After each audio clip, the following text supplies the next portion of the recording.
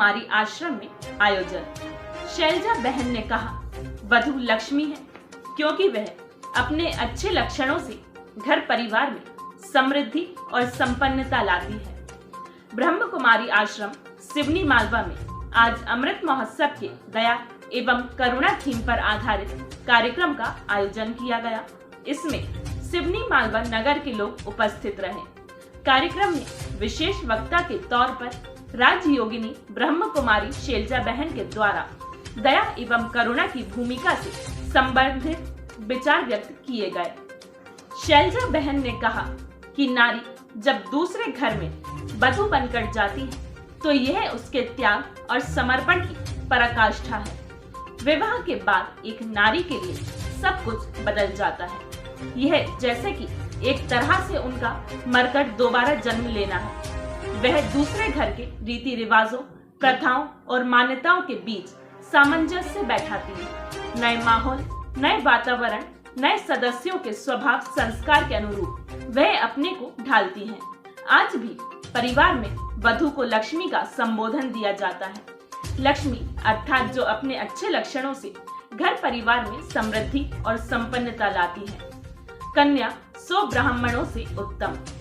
उन्होंने कहा कि मनोवैज्ञानिकों का अनुमान है कि बालिका एक बालकों की अपेक्षा अधिक आज्ञाकारी, अनुशासित और पारिवारिक जिम्मेदारियों के प्रति अधिक जागरूक होती है। कन्याओं की पवित्रता कुमारों की अपेक्षा अधिक होती है, इसलिए भारत में कुमारियों को पूजा जाता है। कन्या 100 ब्राह्मणों से उत्तम बताई जाती है। पुराने समय में तो बालिका के नाम के साथ देवी शब्द का प्रयोग किया जाता था, जैसे कमला देवी, सीता देवी आदि। कार्यक्रम में उपस्थित लोगों को वरिष्ठ राजयोग शिक्षिका एवं समाज प्रभाग की जोनल कोऑर्डिनेटर राजयोगिनी ब्रह्म कुमारी शैलजा बहन के द्वारा सम्मानित किया गया। नहीं, शारीरिक रोग भी है, लेकिन शारीरिक रोग का कारण कहीं न कहीं मन भी है। मन जब ओवर थिंकिंग करता है, छोटी सी बात मान लीजिए हो गई, किसी ने मेरे को कुछ उल्टा सीधा व्यवहार करके गया, बोल करके गया, और मैं उस बात को भुला नहीं पा रही। मुझे चाहिए कि ठीक है, जो हो गया सो हो गया। अगर भूल मेरी है तो मैं माफी मांग लेती हूँ, भूल सामने वाले की है तो मैं उसे दिल से माफ कर देती हूँ, और मैं बात को बीती सो बीती करके मैं आगे बढ़ने की कोशिश करती हूँ। और मुझसे यह होता ही नहीं है, मैं तो भूल नहीं पाती हूँ।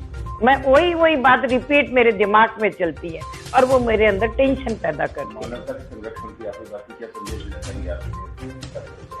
मानवता के संरक्षण से हमारा भाव है कि जो हमारे जीवन में मानवीय मूल्य हैं उनके संरक्षण की तरफ हमारा इशारा है कि हमें मानवता को, इंसानियत को, जिसको हम कहें, इंसानियत को संरक्षित करना है।